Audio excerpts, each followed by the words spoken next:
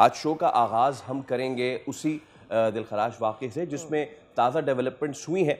और हुआ यह है कि नीपा वाक़े में साजिश और सियासत नज़र आने के 2 दिन बाद बिलाखिर मेयर मुर्तज़ा वहाब ने वो कदम उठाया जो शायद वाक़े के पहले 2 घंटों में ही उन्हें उठा लेना चाहिए था। नीपा वाक़े पर बच्चे के लवाहिकीन से माफ़ी मांगता हूँ, बतौर मेयर कामयाब नहीं हो सका। ये वो अल्फाज थे जो मुर्तज़ा वहाब ने इब्राहिम के दादा और वालिद के सामने कहे। बिल्कुल फैसल, हुकूमत ने फिर मौतली और बरतरफी का डंडा भी चलाया है और एसएसपी रजा और deputy commissioner east Abrar Ahmad Jafar को ओहदे से हटा दिया गया है।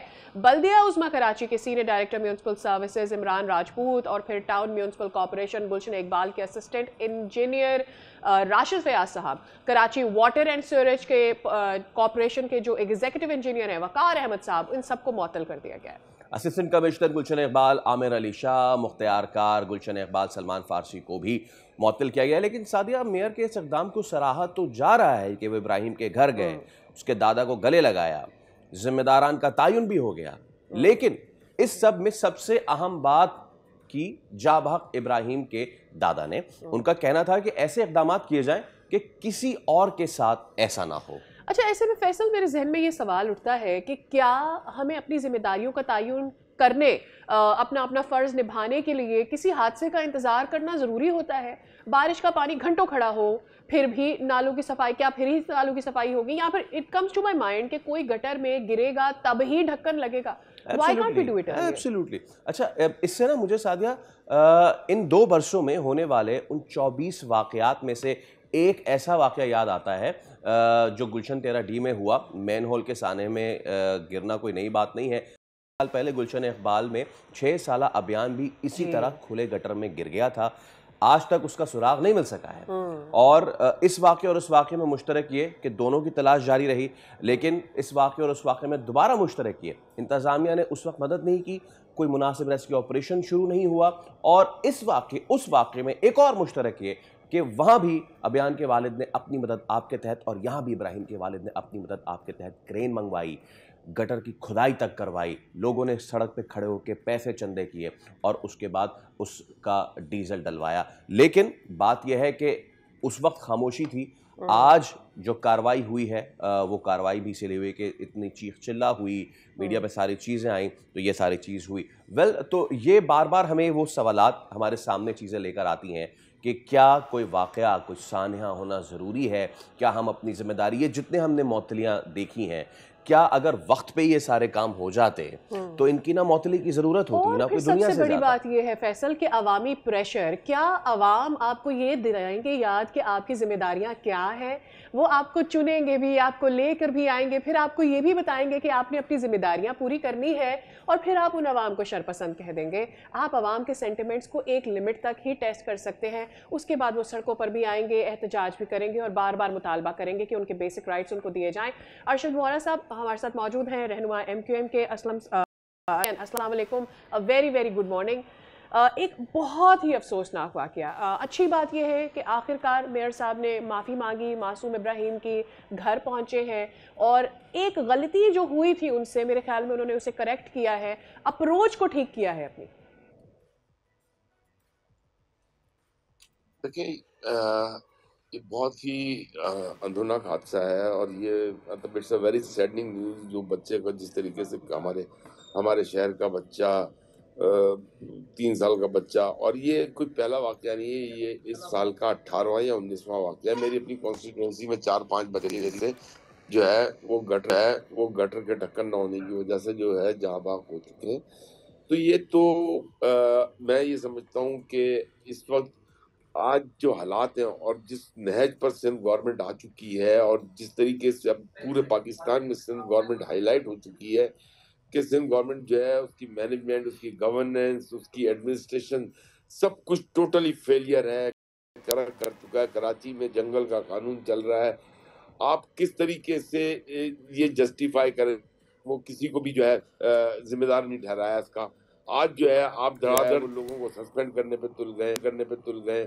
तो ये बात नहीं है। सिंध गवर्नमेंट को अच्छी तरीके से अंदाजा हो गया है कि दे आर ए फेलियर। अब कराची में जो है चीजें उठ रही हैं, लोग उठ गए, लोगों की समझ आ रही है कि सिंध गवर्नमेंट जो है वो कराची को डेवलप करना नहीं चाह रही, कराची के नाम पर अरबों रुपए की करप्शन कर रही है, जमीनों पर कब्जा ये कर रहे हैं। गर्ज ये कि क्या चीज, कौन सा ऐसा इन्होंने जो है कौन सी चीज छोड़ी हुई है, सोसाइटियों पे कब्जे, करप्शन की हद एक्सट्रीम पहुंच गई है। तो Sindh government is a total failure. और जो है अब क्योंकि मैंने बताया ना कि अब ये चीजें हाईलाइट हो रही है, तो अब इनको एहसास, पहले 17 बच्चे जब मरे, मुझे बताइए कितने इन्होंने सस्पेंड किए, और मेरे से आप लिखवा लें आज, ये जिन जिन लोगों को ये सस्पेंड कर रहे हैं, ये अगले महीने दोबारा सब रिइंस्टेट होंगे, कोई बल्कि उससे बेहतर पोजीशनों पे रिइंस्टेट होंगे।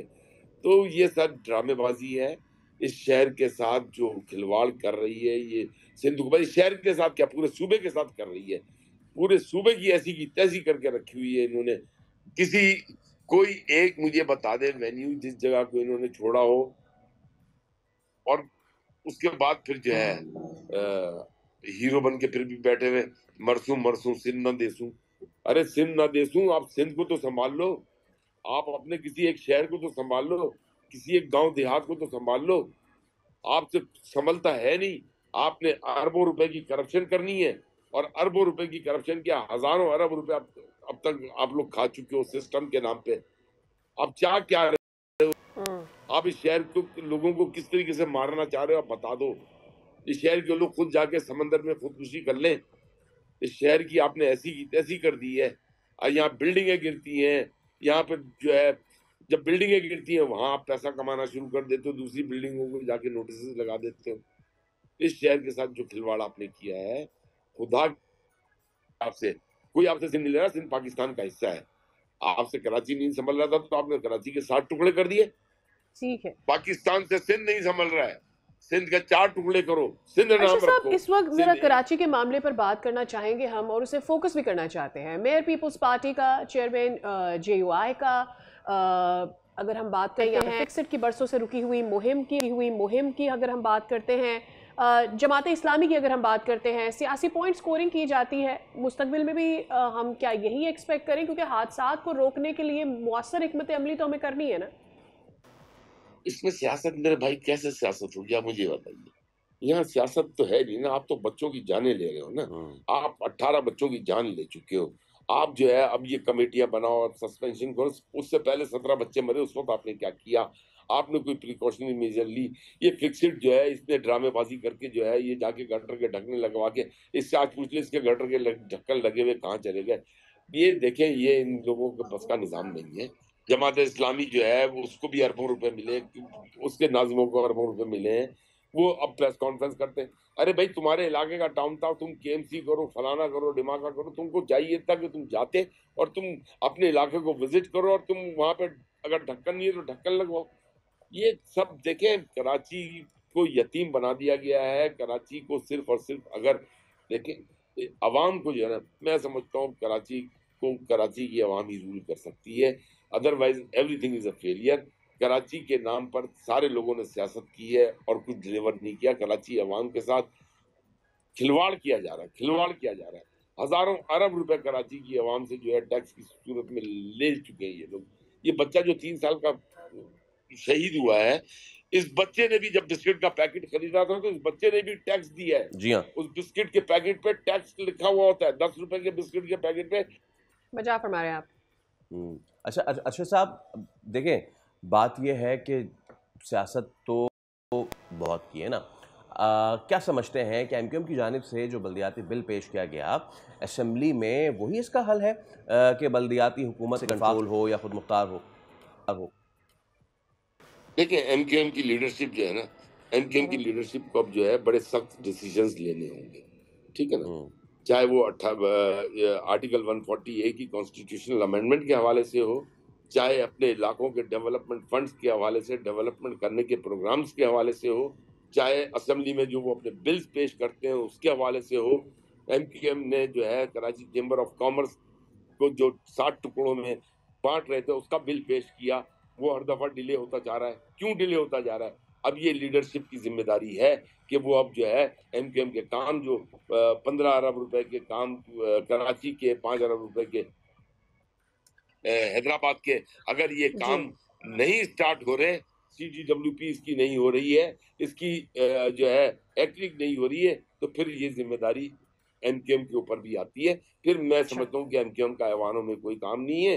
अगर MQM कुछ कर ही नहीं पा रही है तो फिर MQM को भी चाहिए कि ऐवानों से जो है वो अपने आप को बरी जिम्मा करके फारिग होकर रिजाइन दे दे। क्यों कि जब आप डिलीवर नहीं कर सक रहे अपनी आवाम के लिए, जब मुस्लिम लीग नून आपकी सुन नहीं रही है, पीपल्स पार्टी मुस्लिम लीग नून को ब्लैकमेल करती है, मुस्लिम लीग नून जो है वो MQM को सफर करवाती है। MQM जवाब दे है, MQM को जवाब देना है अपने इलाकों में।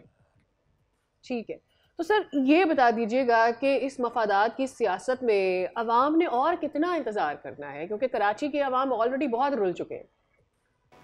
मैंने तो आपको बड़ा क्लियर कह दिया कि MQM को भी चाहिए कि अगर MQM अपना काम नहीं कर सकती तो ये फिर लीडरशिप को ना मिनिस्ट्री एंजॉय करनी चाहिए, ना लीडरशिप में एंजॉय करनी चाहिए, ना ऐवान एंजॉय करने चाहिए, रिजाइन कर देना चाहिए, रिजाइन कर देना। मतलब जब आप उस शहर को, जो शहर ने आपको वोट दिया, जिस शहर का आप जीत कर आए हो, आप उसके लिए कुछ कर नहीं सक रहे हो, डिले टैक्टिक्स, आप बिजनेस कम्युनिटी के लिए कुछ डिलीवर नहीं कर सक रहे हो। आपने एक बिल दिया है, आज 1 महीना होने को आया, वो बिल नहीं आ रहा, जो चीजें आनी होती है वो ऐवान में फौरन आ जाती हैं। उसका मतलब तो यही हुआ ना कि फिर आप हेल्पलेस हो, आपके काम अटके हुए हैं। आपके, मैंने कहा ना कि 15 अरब रुपए की CTWP नहीं हो रही है। क्यों नहीं हो रही है? आपका एथनिक में प्रोजेक्ट्स नहीं अप्रूव हो रहे हैं, क्यों नहीं हो रहे हैं? तो इसका मतलब ये कि या फिर मुस्लिम लीग नून आपके साथ सिंसियर नहीं है, पीपल्स पार्टी तो डेफिनेटली आपके साथ सिंसियर नहीं है। सब्सक्राइब करें और बेल दबाएं ताकि कोई खबर रह न जाए।